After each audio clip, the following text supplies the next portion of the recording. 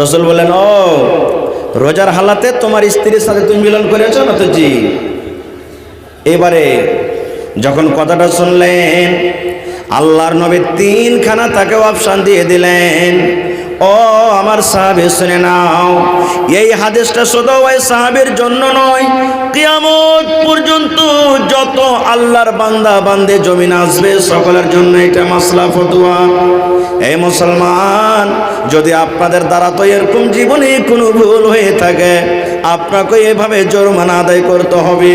যদি এই মতো জরিমানা আপনি আদায় না করেন, তাহলে হতে পারে কিয়ামতের দিন আল্লাহর দরবারে আপনাকে ধরা পড়ে যাবেন। কিয়ামতের দিন আল্লাহর দরবারে হিসাবের কাঠগড়াতে দাঁড় করে আল্লাহ হিসাব নেবেন। কি জরিমানা? আল্লাহ রাসূল তাকে বললেন, সাহাবী রে, তুমি যে ভুল করেছো রে বাবা, তোমার দ্বারাতে যে গুনাহটা হয়েছে, এই গুনাহটা অতক্ষণ পর্যন্ত আল্লাহ রাব্বুল আলামিন ক্ষমা করবেন না।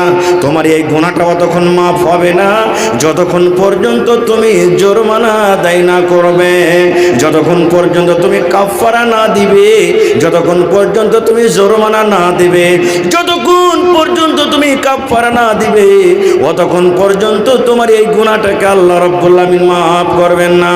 সে সাহাবী বলছেন, ইয়া রাসূলুল্লাহ, আল্লাহ রাসূল গো, কাফারা কি আমাকে লাগবে, জরিমানা কি লাগবে, একটু দয়া করে বলেন। আল্লাহ রাসূল বললেন, সাহাবী রে, যাও তুমি বাড়িতে চলে যাও। এই রোজার হালাতে তুমি যে তোমার বিবির সাথে তুমি মিলন করেছো, রোজার হালাতে তুমি তোমার স্ত্রীর সাথে যে মিলন করেছো, এই গুনাহটা মাফ করতে গেলে তোমাকে এক টানাতে 2 মাস রোজা রাখতে হবে। কতদিন? কতদিন রোজা রাখতে হবে? জোরে বলেন। সেই সাহাবী যখন শুনলেন, আল্লাহ রাসূল বললেন, সাহাবী রে, তুমি রোজার হালাতে ভুল করেছো, রোজা হালাতে তোমার বিবির সাথে তুমি মিলন করেছো। এই ভুলটা যদি মাফ করতে চাও, তুমি বাড়িতে চলে যাও, এক টানাতে এক লাগাতারে তোমাকে 60টা রোজা রাখতে হবে, তোমাকে 2 মাসের রোজা রাখতে হবে। যদি তুমি 2 মাসের রোজা না রাখো, তাহলে আল্লাহ রাব্বুল আলামিন তোমার এই গুনাহটাকে মাফ করবেন না। যখন কথাটা বলা, সে সাহাবী তখন বলছেন, হুজুর, 1 মাস রোজা করতে যায় ব্যাপারটা এরকম ভুল করে বসে আছি, আর 2 মাসের রোজা কেমন করে করবো, এটা সম্ভব নয়, না পারবো না। এটা 1 মাস রোজা করতে গিয়ে মনটাকে থামতে পারলাম না, এরকম ভুল কাজ করে বসে আছি, আর 2 মাস রোজা কেমন করে করবো, না, এটা আমার দ্বারাতে সম্ভব না, এটা পারবো না। কো আল্লাহ রাসূল বলছেন, পারবে না? না তো না।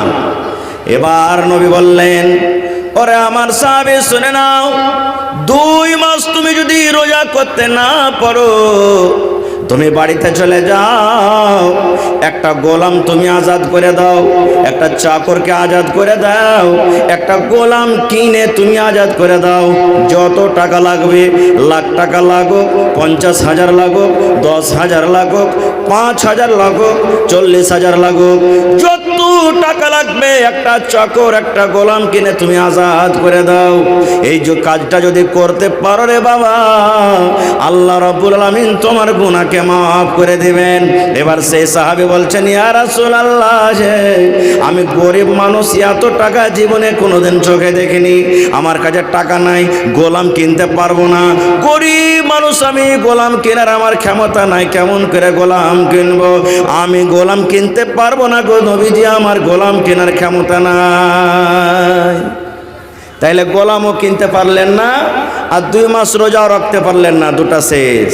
3 নম্বরে নবী বললেন, বাবারে, যদি তুমি 1 নম্বরে গোলাম আজাদ করতে না পারো, 2 নম্বরে যদি এক টানাতে 2 মাসের রোজা না রাখতে পারো, 3 নম্বর তোমাকে অপশন দিলাম, 3 নম্বর তোমাকে কাফারা আদায় করতে হবে। 3 নম্বরে তোমাকে শরীয়তের জরিমানা হলো, বাড়িতে চলে যাও, আর 60টা ফকিরকে মিসকিনকে খুঁজে খুঁজে খানা খাইয়ে দাও। মালদারকে খেতে হবে না, ধনী লোকের দাওয়াত দিতে হবে না, না, মালদার টাকাওয়ালাকে তোমাকে ডাকতে হবে না। যারা সমাজের মধ্যে যারা মিসকিন, সমাজের মধ্যে যারা মিসকিন, সমাজের মধ্যে যারা ফকির, ওই সমস্ত মিসকিনকে ডেকে ডেকে ডেকে 60টা মিসকিনকে তুমি খানা খাইয়ে দাও। 60টা মিসকিনকে যদি খানা খাওয়াইতে পারো, আল্লাহ রাব্বুল আমিন তোমার এই গুনাহকে মাফ করে দিবে। তখন সেই সাহাবী বলছেন, হুজুর কদিন থেকে নিজেই খাইতে পাইনি তো কাকে খাওয়াবো? কি বলছেন? হাদিসের কথা, গল্প নয়। কি বলছেন? নিজেরই পেটে দানা নাই নবী সাহেব, কাকে খাওয়াবো? এটাও আমার সম্ভব নেই, পারবো না। তাহলে গোলামও আজাদ করা হলো না, 2 নম্বরে রোজাও করা হলো না, 3 নম্বরে মিসকিনকে খাওয়ার দেওয়া হলো না। এবার কি হবে? বসে আছেন, বাবা চিন্তা করছেন আল্লাহ কি হবে। ইতিমধ্যে হঠাৎ করে একজন সাহাবী 1 বস্তা খাজুর, 1 বোঝা খাজুর, 1 পুরা খাজুর আল্লাহ নবীর দরবারে হাজির করে দিয়েছেন। ইয়া রাসূলুল্লাহ, এই খাজুর আমি নিয়ে আসলাম বাড়ি থেকে, আপনাকে দিয়ে দিলাম, আপনার যা ইচ্ছা খাজুর আপনি তাই করেন।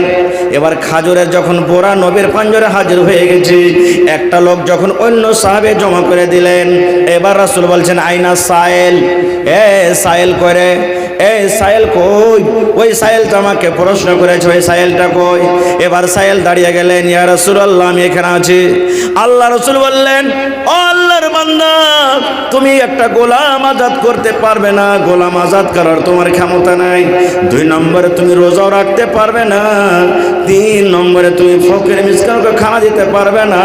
তাহলে বাবারে, এই 1 বস্তা খাজুর তোমাকে আমি দিলাম, এই 1 বস্তা খাজুর তুমি নিয়ে চলে যাও, আর ফকিরকে খুঁজে খুঁজে 60টা ফকিরকে মিসকিনকে তুমি খানাটা দিয়ে দাও।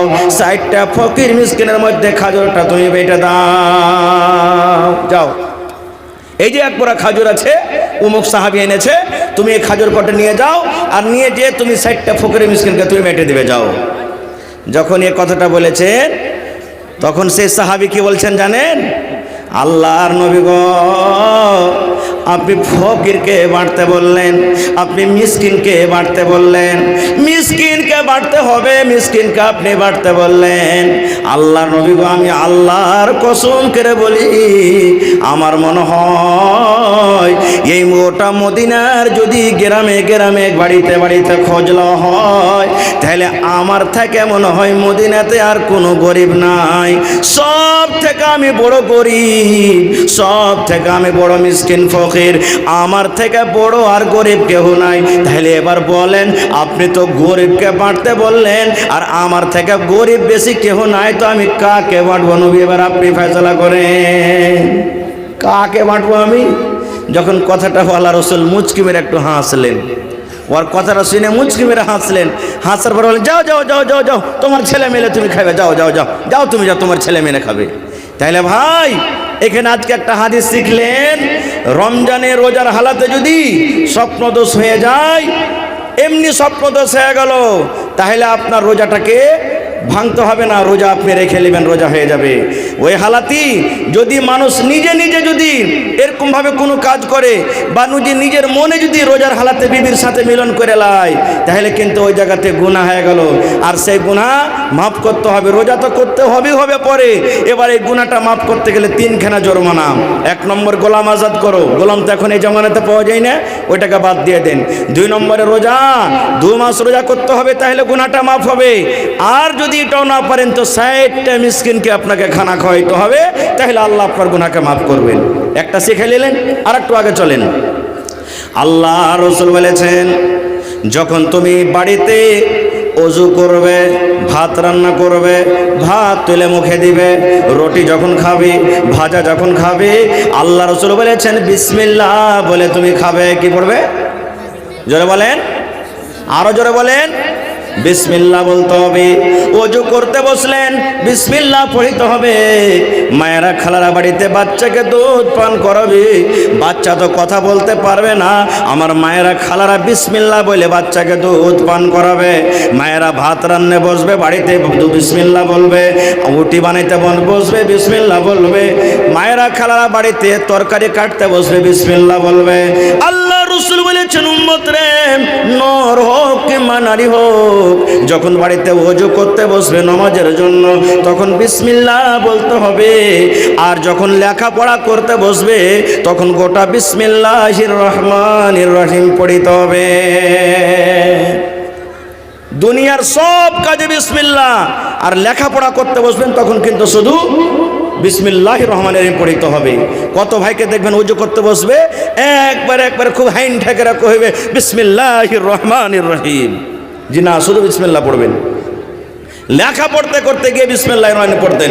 এর প্রমাণ একটা হাদিস কোরআন থেকে আপনারাকে বলি। সুলেমান নবীর নাম শুনেছেন আপনারা? নাম শুনেছেন? জোরে বলেন না, নাম শুনেছেন? জি, সুলেমান নবীকে আল্লাহ তাবারক ওয়া তাআলা এত পাওয়ার দিয়েছিলেন, পাখি, এই যে পাখি, ছাগল, বকরি, বিচ্ছু, পোকা, পাখি, দুনিয়াতে যত কিছু জীবজন্তু সবারই ভাষা বুঝতে পারেন। আজকে ছাগল ম্যাঁ করে ভ্যাঁবাই নাকি? আমরা মনে করি ভ্যাঁ করে ভ্যাঁবাইলে।